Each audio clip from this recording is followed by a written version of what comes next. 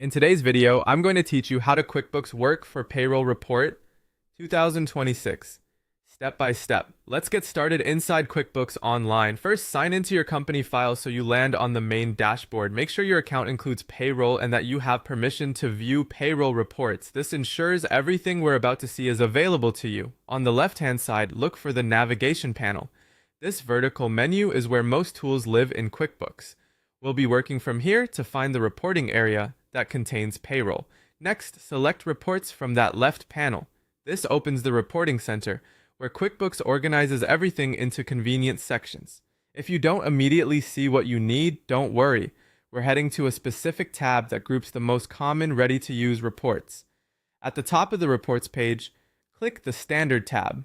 Standard reports are the built-in templates that come pre-configured for everyday tasks. They're reliable, easy to read, and a great starting point when you need accurate payroll insights fast. Now scroll all the way down the Standard Reports page.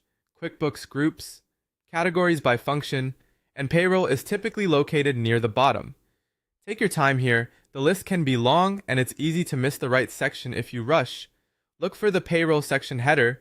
You'll recognize it by its label, and depending on your layout, an icon indicating it's related to employee pay and taxes. This is the hub for all payroll-related reporting. Once you're in the payroll section, you'll see the full list of available payroll reports. These often include summaries for wages and taxes, detailed check registers, tax liability views, and breakdowns of deductions and contributions. Skim the list to get familiar with what's available so you can choose the report that best fits your objective, whether that's verifying totals, reviewing individual pay details, or checking compliance items.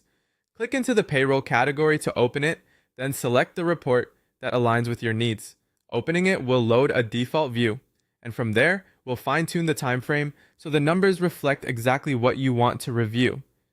At the top of the report, set the report period. You can use a preset like this month, last quarter, or this year, or enter custom start and end dates to match specific pay dates or pay periods. Be mindful of whether your organization reviews payroll by pay date versus period end, since that affects totals. After you choose the dates, the report refreshes to display the correct figures. That's it.